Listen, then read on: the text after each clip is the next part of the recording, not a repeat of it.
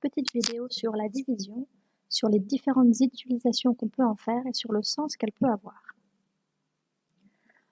Avec une division, on peut déjà partager une quantité, mais on peut aussi faire des groupements au sein d'une quantité.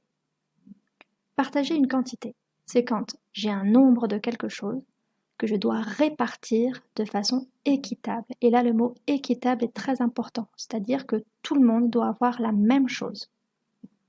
Par exemple, une maman a 12 bonbons qu'elle veut répartir entre ses 3 enfants. Combien de bonbons aura chaque enfant? Pour qu'il n'y ait pas de jaloux, tout le monde doit avoir la même chose. Donc je vais commencer à distribuer. Un par enfant, un deuxième bonbon par enfant, un troisième bonbon par enfant, un dernier bonbon. J'ai bien divisé les 12 bonbons en 3 paquets différents. Et chaque enfant a 4 bonbons chacun. J'ai bien fait 12 divisé par 3 et j'ai trouvé 4. 12 divisé par 3 est égal à 4, avec l'écriture mathématique en rouge. Réaliser des groupements, c'est quand j'ai un nombre de quelque chose. Et parmi ces quelque chose, je dois faire des paquets de la même quantité de choses. Ça fait beaucoup de choses dans la même phrase, on va regarder avec un exemple. Un fleuriste a 12 fleurs et doit faire des bouquets. Chaque bouquet doit avoir 3 fleurs. Combien pourra-t-il faire de bouquets en tout? Je pourrais faire combien de paquets de 3 parmi ces 12 fleurs? Donc en image, je prends mes 3 premières fleurs pour faire mon premier bouquet. Je retire ensuite 3 fleurs pour faire mon deuxième bouquet. Encore 3 fleurs pour faire mon troisième bouquet. Et les 3 dernières fleurs qui feront mon quatrième bouquet. Notre fleuriste a donc divisé ses 12 fleurs et a pu faire 4 bouquets de 3 fleurs chacun. Il a groupé ces 12 fleurs en 4 bouquets de 3 fleurs. Et je tombe à nouveau sur 12 divisé par 3 est égal à 4, toujours avec l'écriture mathématique. Donc, si je synthétise, dans les deux cas, j'ai fait 12 divisé par 3. J'ai cherché 12 divisé par 3. D'un côté, si j'ai 12 bonbons à partager en 3, je cherche. Et si j'ai 12 fleurs à partager en paquets de 3, je cherche quoi? Soit je cherche 12, c'est 3 paquets de combien de bonbons? Ou alors 12, c'est combien de paquets de 3 fleurs? Dans mon premier cas, 12, c'est 3 fois quoi? Dans mon deuxième cas, 12, c'est quoi fois 3? 12 égale 3 fois combien? 12 égale combien de fois 3? Dans les deux cas, je vois que c'est la même chose. 12 divisé par 3, c'est comme 12 est égal à 3 fois quoi? Mais 12 divisé par 3, c'est aussi 12 est égal à quoi fois 3? Nouveau petit problème.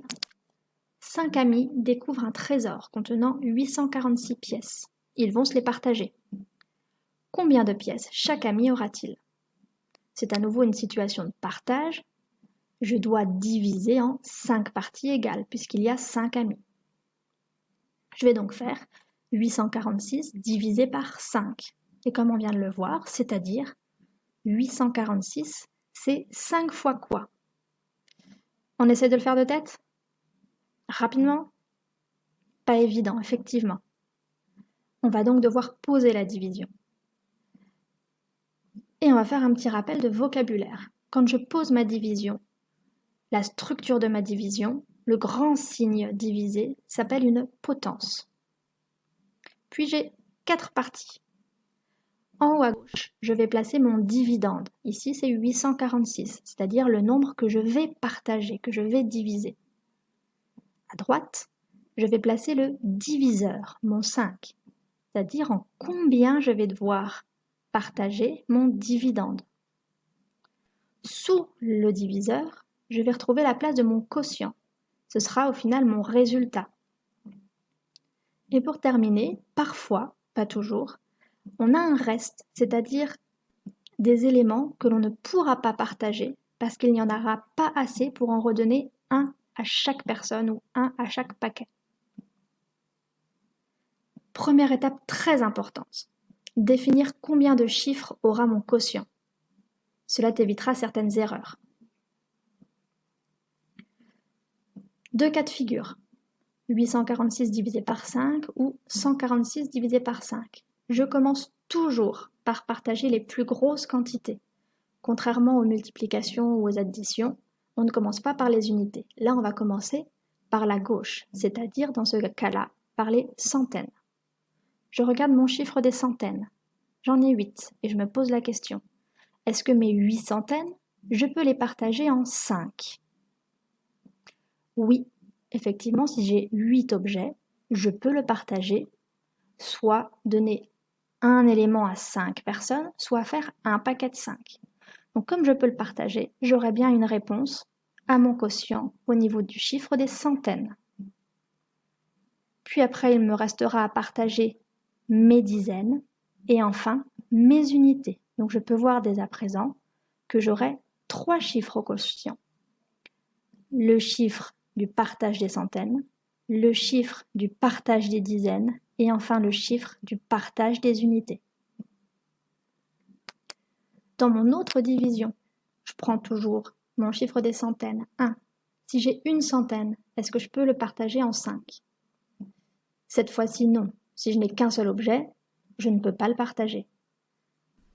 Donc je vais prendre directement mes 14 dizaines. Je vais transformer ma centaine en 10 dizaines. J'aurai donc désormais 14 dizaines. Et là, je pourrai effectivement partager. J'aurai donc un chiffre au quotient pour le partage de mes dizaines, puis un chiffre au quotient pour le partage de mes unités. J'aurai donc là 2 chiffres à mon quotient.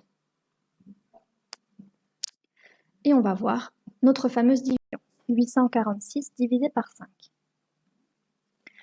Je vais commencer par mes 8 centaines. J'ai déjà vu tout à l'heure qu'effectivement, je pouvais diviser 8 par 5. Je me demande, 8, c'est 5 fois quoi? Dans 8, j'ai combien de fois 5? Si besoin, on peut regarder sur l'aide-mémoire, sur votre table de Pythagore. Pas de souci pour le moment. Je regarde dans mon aide-mémoire, qu'est-ce qui se rapproche le plus de 8 dans ma table du 5? Effectivement, c'est 5 fois 1. Donc je peux dire que dans 8, j'ai 5 fois 1, ou j'ai 1 fois 5. J'écris donc mon 1 dans le quotient. C'est ce que j'ai trouvé. J'ai trouvé que dans 8, je pouvais faire 5 fois 1. Maintenant, parmi mes 8 centaines, je vais les retirer puisque je les ai distribués. À partir du moment où je mets dans le quotient, c'est que je distribue. Donc, je barre mes 5 centaines, puisque en distribuant 1 fois 5, j'en distribue bien 5. Et ça va se traduire dans ma division par une soustraction. J'avais 8 centaines, j'en retire 5. Je retire 1 fois 5 égale 5. Et 8 moins 5, 3. Il me reste 3 centaines. Je vérifie toujours que le reste de ma soustraction intermédiaire est bien plus petite que mon diviseur. Si elle était plus grande, c'est que je n'en avais pas assez partagé, pas assez distribué. 3 est bien plus petit que 5. C'est bon, je peux passer à la suite. Effectivement, 3 centaines, je ne peux plus les partager en 5. Qu'est-ce que je vais faire? Je vais remonter un peu dans mes souvenirs. Et je vais me rappeler que, effectivement, 1 centaine, c'est la même chose que 10 dizaines. Je vais donc faire une transformation pour pouvoir maintenant partager mes 3 centaines. Je transforme donc mes 3 centaines qui vont devenir 30 dizaines. Mais je ne vais surtout pas oublier les 4 autres dizaines que j'avais dans mon nombre de départ. Je vais abaisser le 4 pour le mettre au même niveau que mes 3 centaines, qui sont donc devenues 30 dizaines plus 4 dizaines, 34. Je vois bien ici 30, 4 dizaines. Et je vais faire la même chose, je vais les partager, je vais les diviser. Je veux diviser 34 en 5. Donc je me dis 34 c'est combien de fois 5? Dans 34, je peux trouver 5 fois quoi? Je regarde dans mon aide-mémoire, quel est le résultat qui se rapproche le plus de 34? C'est 30, effectivement, dans 34. Je peux faire 5 fois 6. Et j'écris mon 6 au quotient. Maintenant que je sais que je peux distribuer 5 fois 6, je vais le retirer. 6 fois 5, 30. Je vais faire 34 moins les 30 que j'ai pu distribuer avec mon 6 fois 5, ce qui me donne 4 dizaines. 4 est bien plus petit que 5, je ne peux donc plus, dans cet état-là, le partager. Mais une dizaine est égale à 10 unités. Donc, même principe que tout à l'heure, je vais transformer mes 4 dizaines en 40 unités et je vais abaisser mon 6 pour l'inclure, ce qui me donnera 46. 46 à diviser par 5. 46 divisé par 5. 46, c'est combien de fois 5? Dans 46, je peux trouver 5 fois quoi? Je regarde. Ce qui se rapproche le plus de 46, c'est 45, c'est-à-dire 5 fois 9.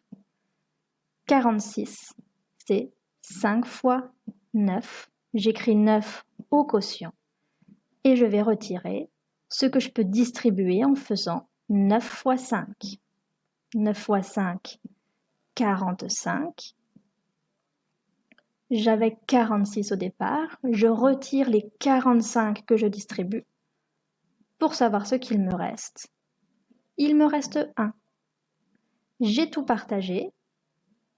Je vois que j'ai pu partager 169 éléments et qu'il m'en restera un seul que je ne peux pas partager. 846 divisé par 5 est égal à 169 et il reste 1. Si je reviens à mon problème initial, les amis auront chacun 169 pièces et il restera une pièce que l'on ne pourra pas partager. Si mon problème était un fleuriste a 846 fleurs et veut faire des bouquets de 5 fleurs chacun, combien de bouquets pourra-t-il faire? La réponse serait, il peut faire 169 bouquets et il restera une fleur seule. Si on revient à l'autre petite division de tout à l'heure qu'on va faire plus rapidement. J'avais vu que 1 divisé par 5, ce n'était pas possible, donc je prends directement mes 14 dizaines, je mets bien les deux chiffres au quotient. 14 divisé par 5. 14, c'est 5 fois quoi? Dans 14, j'ai combien de fois 5? Dans 14, j'ai 2 fois 5. Si je distribue 2 fois 5, c'est que je distribue 10, donc je retire les 10. 14 moins 10, il reste 4. J'abaisse mes 6 unités. Avec les 4 dizaines qu'il restait, cela se transforme en 46. Dans 46, j'ai combien de fois 5? Dans 46, j'ai 5 fois 9. Donc si je distribue mes 9 fois 5, 9 fois 5, 45. 46 moins 45, il me reste 1. 146 divisé par 5 est égal à 29 et il reste 1. J'espère que vous aurez bien tout compris. Allez maintenant, à vous de jouer.